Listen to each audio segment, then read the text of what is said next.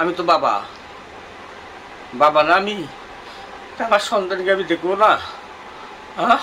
আমার কি অধিকার নাই? সংবিধান আমাকে অধিকার দেয় নাই? এটাই কি বঙ্গবন্ধু সোনার বাংলাদেশ? এটাই কি আমরা স্মার্ট বাংলাদেশে আছি, যেই বাংলাদেশে এসে সন্তান তার ভূমিষ্ঠ হওয়া বাচ্চা 3 মাস 6 দিন হলো দেখতে পারে না? এই জন্যই কি দেশ স্বাধীন হয়েছে? এই জন্যই কি দেশ স্বাধীন হয়েছে? আমি আপনাদের কাছে বিচার চাই, আমি আমার সন্তানকে দেখতে চাই। এই ঘটনার সাথে যারা প্রকৃত দোষী তাদেরকে সামনে আনা হোক। আমার মতো এই হতভাগা বাবা যেন পৃথিবীতে আর কেউ না হয়। আমি আমার সন্তান, আমার পরিবার, 10 মাস আগে আমি যেমন ছিলাম স্বাভাবিক, আমি আপনাদের কাছে চাই আপনারা আমাকে বাঁচান। আমি কোনো কথা বলতে পারতেছি না, আমি প্রতিবিম্ব, আমি ভিতরে ভিতরে একদম শেষ, ঘুনে খাওয়া পোকা। আমি বুঝাইতে পারতেছি না আপনাদের। আমি সবার কাছে গেছি, আমি হয়তো বুঝাইতে পারিনি। র্যাবের কাছে গেছি, আমি কি বলবো, আমি বুঝাতে পারতেছি না। আমি কাউকে দোষ দিচ্ছি না।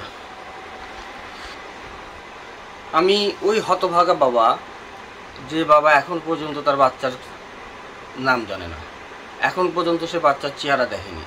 সে দুনিয়ার আলো দেখছে, কিন্তু আমি তাকে দেখিনি।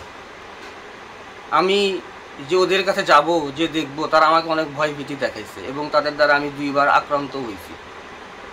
এজন্য এই ভয়, মানসিক টেনশন, শূন্যতা, এটা আমাকে আস্তে আস্তে শেষ করে দিচ্ছে। আমি জানি না আমি কখন, আমার ভাষা আমি পাচ্ছি না, আমি বুঝাইতে পারতেছি না। আমি আস্তে আস্তে আমার মনে হচ্ছে আমি সব কিছু থেকে কেমন জানি কোনাতে চলে আসতেছি। এইভাবে জীবন থাকলে মৃত্যুর থেকেও বড় কষ্ট। এর থেকে মরণ অনেক ভালো, এর থেকে মরণ অনেক ভালো। তাদের কাছে ফোনে বলছি, ভিডিও কলে দেখতে চাইছি, তারা আমাকে সন্তানকে দেখাই নাই। বারবার বলছেন। পুরা পুলিশ সুপারের কাছে এটাই আকুতি থাকবে, স্যার যেভাবে হোক আমার সন্তান মৃত বা জীবিত, আমি আমার সন্তানের মুখ দেখতে চাই। আসসালামু আলাইকুম, আমার নাম মোহাম্মদ শাফায়েত আলম হাসিম। আমি মাস্টার্স করতেছি আজিজুল হক কলেজ। গত 2022 27 জুন সিরাজগঞ্জ মাসুমপুরে বিবাহ করি। আমার স্ত্রীর নাম মোসাম্মদ সাদিয়া শারমিন মিথিলা। সে ওই বছরেই ইন্টার পরীক্ষার্থী ছিল। সে পরীক্ষা দেওয়ার জন্য বাসায় যায়। বাসায় যাওয়ার পরে তার পরিবার, তারা সবাই আমাদের ফোন বন্ধ করে রাখে এবং মেয়ের সাথে কোনো কথা বলতে দেয় না। পারিবারিকভাবে এবং ধর্ম অনুযায়ী, ইসলাম ধর্মে যেটা বলা আছে একদম ওইটা অনুযায়ী তাকে আমি বিবাহ বন্ধনে আবদ্ধ হই। তার সাথে কোনো ছবি আছে? আমার বিবাহের ছবি, আর একটা কথা, এটা আমাদের বিবাহের ছবি। গত 2023 আগস্টের 14 তারিখে তাকে পরীক্ষা দেওয়ার জন্য আমি সশরীরে তাকে তার বাবার বাড়ি রেখে আসি এবং 15 তারিখে আমি চলে আসি। সন্তান সম্ভবা ছিল। আমি এটার মেডিকেল পরীক্ষারও রিপোর্ট আছে আমার কাছে। সে বলছে যেটা 3.5 মাস 4 মাস। যে 22-এ কি হয়েছিল, মেয়ের নিজের হাতের লেখা আছে যে তার 2 বোনটা, মেয়ের নিজের হাতের লেখা। সে বলে যে আপনি আমাকে আগামীকাল এসে নিয়ে যান। তার পরীক্ষা ছিল পরীক্ষার আগের দিন 5 তারিখে সে আমাকে SMS পাঠায়। আমার ফোনে SMS আছে, আপনি আমাকে নিয়ে যান, কোনো রিপ্লাই দিবেন না। সে নিজে এসে বলে, দাবি করে তার 2 বোনটা এবং তার 2 ভাই তাকে জোর করে আমার সাথে ডিভোর্স দেওয়া হবে। এই জন্য সে আমাকে ডাকে, আমি তাকে নিয়ে আসি। নিয়ে আসার পরে এটা আমি নিয়ে শাহজাহানপুর থানায় সাধারণ ডায়েরি করতে চাই যে আমাদের 2 জনকে কেন কেউ আলাদা না করতে পারে। ওখান থেকে সবাই বলে মেয়ে যদি ঠিক থাকে তো সব ঠিক। এরপরে তারা 8 মাস আমাদের সাথে কোনো যোগাযোগ রাখে নাই। তারপরে আমি আমার নিজের থেকে সব কিছু স্বাভাবিক করে আনার পরেও তারা আমার সাথে যোগাযোগ করে নাই। আমার বাবা মারা যাওয়ার পরেও তারা একটা ঘটনা ঘটাইছিল। বাসায় গেছে, আমি ফোন দিই, তারা বলে যে মেয়ে ভাত খাবে না, মেয়ে আসবে না। তাদেরকে বলি মেয়ে ভাত খাবে না, ভাই আমি তো প্রেম করে বিয়ে করিনি, আমার পারিবারিক বিবাহ। তাহলে আপনারা গার্জিয়ানরা মেয়েকে মানাইতে পারেন না, আমি কিভাবে মেয়েকে মানাই? ভাই তাদের কাছে আমি আপত্তি জানাই, এটা সুরা একটা ব্যবস্থা করেন। তারা আমার কোনো পদক্ষেপ নেয় না। তারা বারবার বসার কথা বলে, আমি বসার কথা ঠিক করার পরেও তারা বসে না। আমি বারবার বলছি যে আমাদের 13 নম্বর ওয়ার্ড কাউন্সিলরের কাছে গেছি, একটা গর্ভবতী মেয়ে তার স্বামীর সাথে মিশবে, কিন্তু আমার বউ আমাকে বলছে তার পরিবার তাকে জোর করে আমার সাথে কথা না বলতে দেওয়ার জন্য। এই যে মেয়ের হাতে নিজেরই লেখা, যে তার 2 বোনতা এবং তার 2 ভাই। তার বড় বোনটার নাম মোহাম্মদ জাহাঙ্গীর আলম, তিনি শেরপুর মির্জাপুর থাকেন। নয়ন। তার বড় ভাইয়ের নাম কি? তার বড় ভাইয়ের নাম ইয়াসিন, ছোট ভাইয়ের নাম ইয়ামিন। এরপরে আমি তাদের আত্মীয় স্বজনের সবার সাথে কথা বলি, বসার কথা বলি। ওই শুরু থেকে ওই যে বড় বোনতে তিনি বলে আসতেছে মেয়ে ভাত খাবে না, ভাত খাবে না, ভাত খাবে না। এটা বলতে আমি বলতে বললাম যে মেয়ে ভাত খাবে না, ভালো কথা। তার কারণ কি? তাহলে কারণ কি? হ্যাঁ আমি বলি কারণটা কি। তাহলে আমি নাকি মেয়ের পেটে বিনা যে কারণে মেয়েকে বাচ্চা, মারি।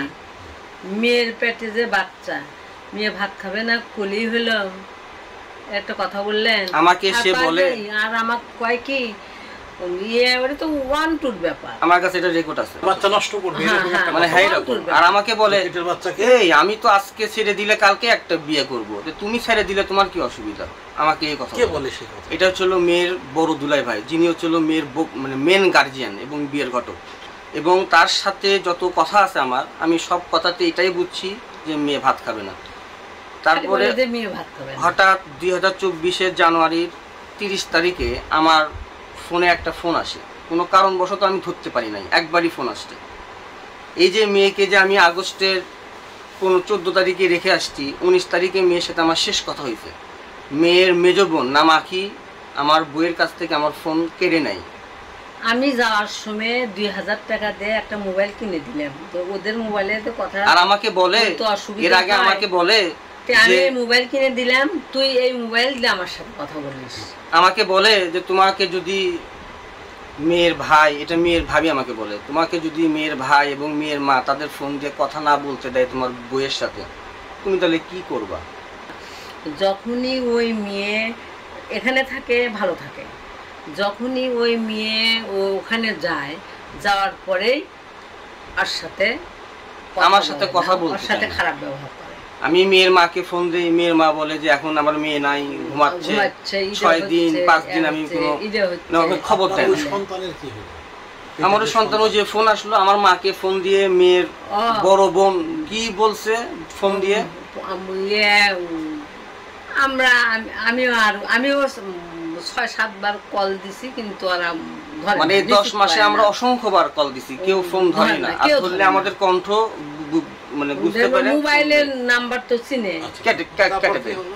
তারপরে একদিন হঠাৎ ওই যে সন্ধ্যের জানুয়ারি আগে, 30 তারিখে।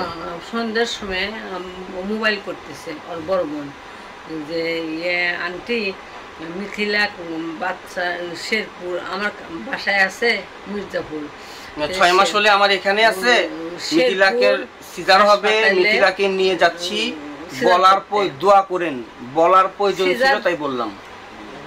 মা তুমি বলো তোমাকে কিভাবে বলছে? সিজার করার জন্য মিথিলাকে নিয়ে যাচ্ছি, দোয়া করেন। তা আমি বললাম যে ফিয়া মানিল্লা। তারপর বললো বলার প্রয়োজন ছিল তাই বললাম। আর এক কথা যে বললাম, আর করলে যে বলার প্রয়োজন ছিল তাই বললাম, অক্ত বলিনি। আমাকে এখন পর্যন্ত ওদের কেউ তাহলে আপনার কি নাতি না নাতনি, কোনটা আপনি শুনেছেন বা জেনেছেন বা জানেননি? ছেলে ছেলে ছেলে ছেলে হয়েছে। তার মানে এবং আপনার ছেলে আজও হয়েছে। আমার এক বোনকে দিয়ে ওই মেয়ের বড় দুলাভাইয়ের কাছে ফোন দিয়েছিলাম, তো তিনি বলছে যে মেয়ে ভাত খাবে না, তোমাকে কোর্টের নোটিশ পাঠানো হবে। তা আমি জানতে চাই আমার দোষ কি, আমাকে কেন একটা মানুষকে এভাবে মানসিক কষ্ট দেওয়া হচ্ছে? তারা আমাকে অর্থনৈতিকভাবে সব দিক থেকে, বিশেষ করে মানসিকভাবে আমাকে তারা বেকারগ্রস্ত করে দিছে।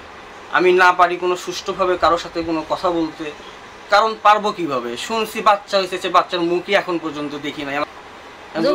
ছবি দেন, আজ পর্যন্ত নাম কি আমি নাম জানি না আমার বাচ্চা। এই বারবার বলছে যে একটা ছবি দেখান। আমি লাস্টে এটাও বলছি যে ওই আপনাদের মেয়েকে রেখে যান, বারবার বলছে আমি সংসার করব, আপনারা আপনাদের মেয়েকে রেখে যান। আমি নামাজে যাই, সেজদা দিই, কয়টা আমার মনে থাকে না, এটা স্বাভাবিক। তাদেরকে বলি আমি মেয়ের থেকে শুনতে চাই যে মেয়ে ভাত খাবে না, আমি মেয়ের থেকে শুনতে চাই। আমি এইভাবে বলছি যে আমার দোষগুলা কি। তারা আমার দোষ দেয় আমি নাকি মেয়ের মায়ের সাথে কথা বলি না, তাদের পরিবারের কারোর সাথে কথা বলি না, তাদের মানে ফ্যামিলি এবং যে বংশ তাদের কারোর সাথে কথা বলি না, এটা আমার দোষ।